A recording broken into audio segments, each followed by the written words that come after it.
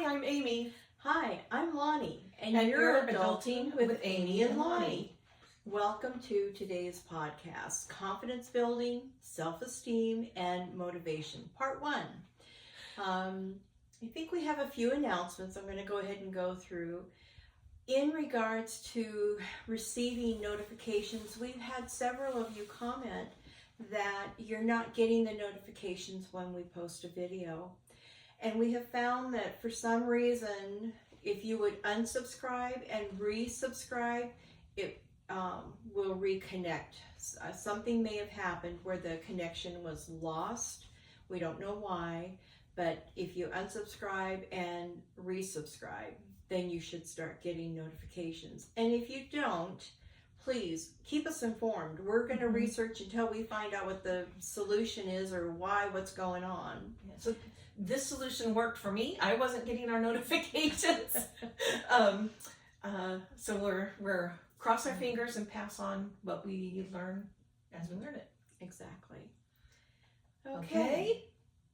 Go ahead. Jump in. So, building confidence. It's a state of mind, right? And then when something becomes a habit and it becomes more ingrained as part of your character. So here's just some tips and tricks on building your own confidence. The first one, and you've heard this type of thing from us before, and you'll continue to hear it, be kind to yourself, especially if you tend to forget to be as kind to yourself and as generous to yourself as you are to others, everyone around you. Guilty. I think we all are. Yeah. Practice identifying and eliminating your negative self-talk. I have to work really hard at this. I will say, well, that was dumb, Amy, or you're such an idiot. Fortunately, I have harped about self-talk enough to all those around me that somebody will go, I do the same thing though, But we hear it. Yeah. Our brain hears us talking to ourselves that way. And so would you talk to a loved one that way? Well, that was dumb, Lani. You're an idiot. You're right. Lani. Yeah, you're right. We wouldn't. I could have done it better. Stop. Ignore her. We are not making excuses, apologies, or normalizing negative self-talk. Yes, ma'am. Okay.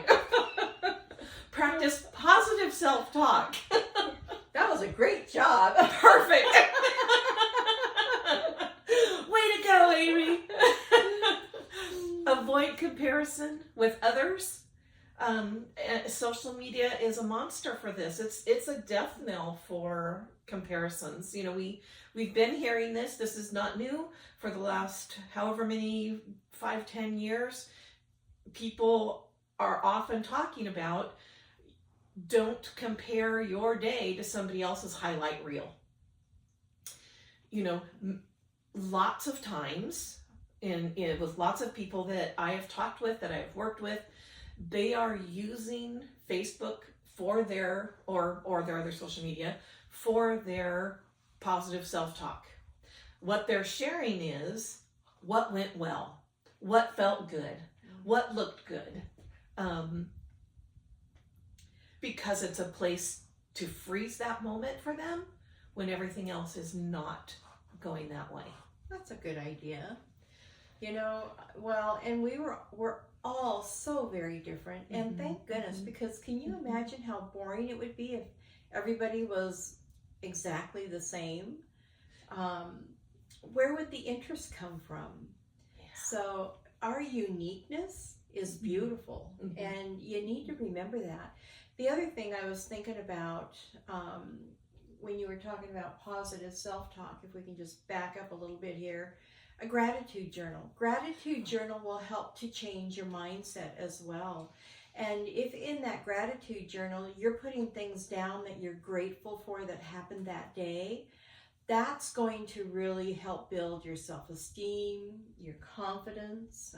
I really am big on gratitude journals, and doing it daily, it's so easy to forget about the little things. And when you start doing it, you'll be amazed at how many things are really going well in your life, even amidst struggles.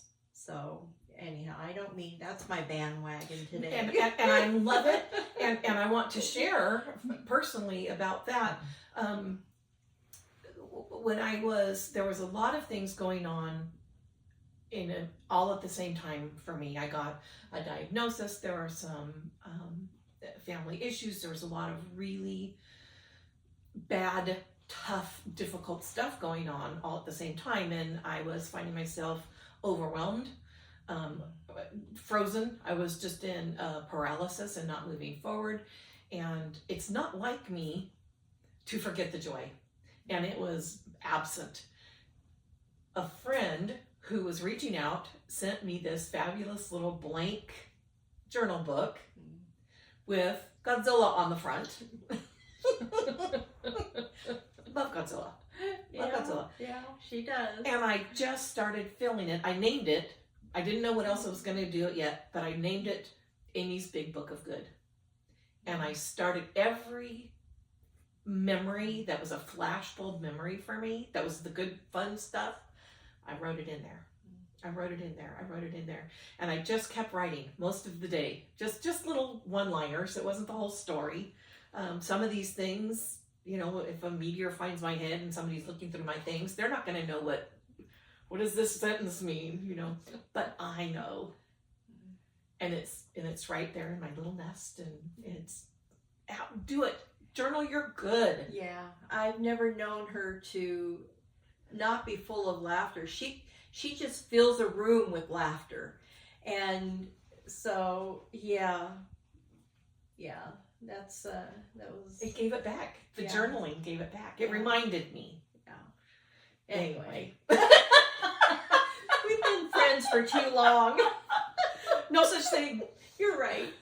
So from Lani's soapbox to mine, journal, you're good, and don't forget your self-care. Right. And we talk about that a lot as well, and we're going to include the worksheet again with this one. And practice makes perfect. It does. And it leads to confidence and competence. And we all start out new or as beginners somewhere, whatever we're doing. We're not born into this world as experts at anything. We have to learn everything. So give yourself time and be kind in order to succeed. I hate the word failure. You guys know that about me. It's an opportunity to pivot. Yeah. I believe in pivoting. Yeah. Yes. A failure is an opportunity to know that didn't work. Right. Perfect. And one less thing to worry about next time. yeah, and failure was a word that I used to think about myself a lot. I felt like I was a failure at a lot of things. And it's only been as I got older, it's like, wait a minute, that is a negative word. Get rid of it. What can you do so I can pivot? So, Yeah, what went right? yes. What went well? Learning what didn't work so I can now learn something new. There is a famous quote that I might slightly misconstrue that's attributed to Thomas Edison. You know this one? That There's so many that run through my head. oh so. gosh, and I'm gonna get it slightly wrong, but it was something along the lines of he said that he didn't fail 100 times making the light bulb. Yeah, he learned 99 ways to not make a light bulb. Right. Same type of thing. Yeah. Anyway. Yeah. So how about some self-esteem building? Well, Take us there, Lani. Okay. Learn how to accept compliments. A simple thank you is all that's necessary. And, that's a hard thing because, when somebody pays me a compliment, I used to automatically turn to a negative and say, oh yeah, but, and I had to stop that. And again, like we're sharing with you, you have to practice it. I had to practice when somebody would compliment something, say, thank you, I appreciate that. And just doesn't need to be anything more than that. Celebrate your successes, big and small. That's That's fun. What? I got my pants on today without falling over. That's Amy. Sorry. I once wrote a list of what I called mom laws, and we lived by them when I was raising the kids, and one of them was humor in all things, steal the joy. Sometimes we have to make it up. Maybe it's a gallows humor, but celebrate. Celebrate, celebrate, celebrate. That's cool. That's cool. I'm so sorry I interrupted you. No. Please continue, I dare you. No. Well, we've already talked about this, about writing things down, physically writing things down, and write things down that you like about yourself, no matter what it is. You like the color of your eyes, or you like your nose, or you like your long legs. I wish I had long legs. But anyhow, find things that you do like about yourself and write down what it is. And that will remind you you're a beautiful person in every way.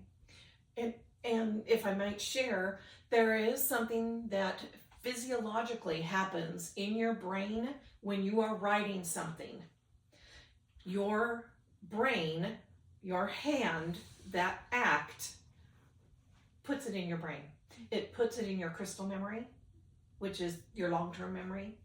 And we want it there. We want those good things that we think about ourselves to stick, to be part of who we are. Part of my identity is what? That I like whatever that is. That's a psychology expert in, which is wonderful, because she brings these, valid tools as to why you do these things, which really makes a difference. You're not doing it just because somebody says to, but there is science behind it, and there's benefits behind it that's going to manifest itself as you do them. And that's really kind of cool. So thank you, Amy, for sharing that. We are fearfully and wonderfully made. Moving on. So the other thing is focus on your relationships. If you're in a relationship, no matter what it is, any kind of a relationship, and it's not lifting you up, that is not a relationship you should be in. Whether it be a friend, whether it be a family member, it doesn't make any difference. Relationships that lift you up and encourage, believe in you, positive encouragement, positive ways in which to enlighten you on what you might want to do things a little bit differently. But the belittling, the downgrading, those relationships are harmful, very harmful. And you need to find a way to minimize them if possible, or get out of them completely. Feel good about yourself. There's value in having friends who lift you up and encourage you to go on and conquer the world, even though you're only conquering your own backyard. Yes, yes. And they care about you. They're in your life and care about you already. Yeah. For who you are already. That should feel good. Yeah. And they want to make sure that you are of value to them. And what does that look like? Does that look like, oh my gosh, you're dehydrated, Amy, try this product? Oh my gosh, I'm weeding in the yard. Oh, can I come help? I used to love dirt therapy. But the people that are in your life now, that appreciate you for who you are now, feel that. You're of value now. That's worthy of some self-esteem. Yeah, which goes on to, when good things do happen to you or are said to you, think to yourself, okay, I deserve this. Because you do. We all deserve good things to happen to us. And believe it or not, even if you're in a difficult situation, good things are happening to you daily. You just have to pay attention, which is sometimes hard. But good things happen to us every single day. You just need to get out of yourself to be able to see it sometimes. Good point. Yeah. Excellent point. Yeah. Tough point. Tough point. It's a tough point, but it's a true point. But connecting with people too, if you are struggling personally, the best thing you can do for yourself is to find something that you are interested in and join a group. Once you get into that group, you're going to start feeling good. They're going to be encouraging you because it's something that you all enjoy doing, whether it be me. I'm playing ukulele. I'm going to be joining a quilt class probably next year, a quilt club, I should say. That I'm looking forward to. But these are all people that it's a fun environment. They're positive, they're encouraging, and that really helps to build your self-esteem because you get better at whatever it is that you're learning. You've got people encouraging you to get better. So if you're in a really tough place personally, one of the things I would highly recommend, along with, if you're in a very dark spot, along with professional help, is getting involved in some sort of a group for a hobby or a craft or something you have wanted to learn. It could be photography, it could be collecting shells on the beach and doing it with a group where they could teach you the different shells. And there's so many things that are out there. So and if you're feeling introverted, which could be an extension of some low self-esteem, but it also could just be you're an introverted person. It's still possible to do that online anymore. There are, knitters sites where, you're going to have a mutual appreciation for, look at that stitch. This is, I just wanted to show somebody my square, whatever that looks like. And there's still a connection, even if it's not, oh my gosh, I have to go sit with these strangers because I don't know them yet. yeah.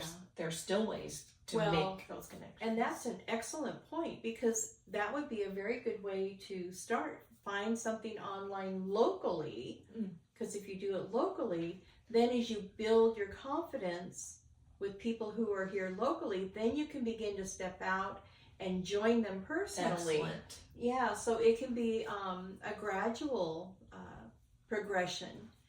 But, low self-esteem is really debilitating. So speaking. I know. So, if you need help, consider professional help, professional support. We always encourage that. There's absolutely nothing wrong with that. And that, as we have shared, really is a sign of wisdom. A sign of wisdom that you are strong enough to step outside of yourself and get that professional help. And they've got the tools to be able to get you where you're going much faster than maybe friends who are unskilled or untrained. Anyway, Excellent. you're Excellent. the expert in that area, so But you summed it perfectly and beautifully. okay, thank you. As Lani does. Thank you. It is wisdom. It is self-care. If you feel like your self-esteem or your lack of confidence is debilitating, is an excellent word. Get that little extra level of professional support. Love yourself enough to do that. Yes. There you go. That's loving yourself. Well, gosh, this ended so quickly. This it feels one like flew by. I know. I'm ready to go on. So anyhow, well, you'll have to tune in next week to see what part 2 is going to bring. But this is where part 1 is going to end. So have a fabulous week. And be well. Bye. Bye.